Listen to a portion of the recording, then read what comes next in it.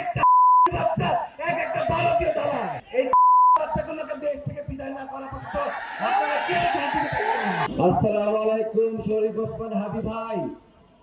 এই হাদি ভাই আপনারা, এই হাদি ভাই আপনাদেরকে আমি এই সালামটা দিলাম, আপনারা আমার সালামটা গ্রহণ করেন। ধন্যবাদ। আজকে 3 দিন পার হতে চললো, এই সোশ্যাল মিডিয়ায় এই সোকল সুশীল সমাজরা চুপ। একটা বিড়াল মরলে একটা কুকুর মরলে ওদের বুক ফেটে যায়। আপনাদেরকে একটা কথা বলি, সঙ্গ দোষে লোহা ভাসে। আপনারা আমাকে দেখে অভ্যস্ত, কিন্তু শুনে অভ্যস্ত না।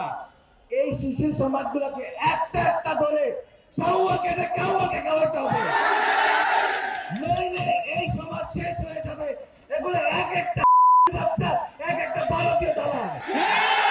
আজকে আপনারা শপথ দেন, এই বাংলাদেশে যে কোনো দোকানপাটে ইন্ডিয়ান প্রত্যেকটা প্রোডাক্ট বয়কট করবেন এবং এই সুশীল সমাজ এই সকল শিল্পীদেরকে ধরে রান ধরে ফেলে ফেলবেন। আমার দেশকে বাঁচাইতে হলে এই সুশীল সমাজগুলোকে একটা একটা করে শেষ করতে হবে।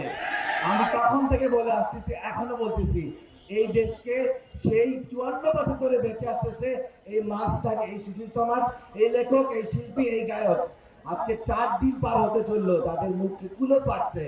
এই বাচ্চাগুলোকে দেশ থেকে বিদায় না করা পর্যন্ত আপনারা কি শান্তি পাবেন?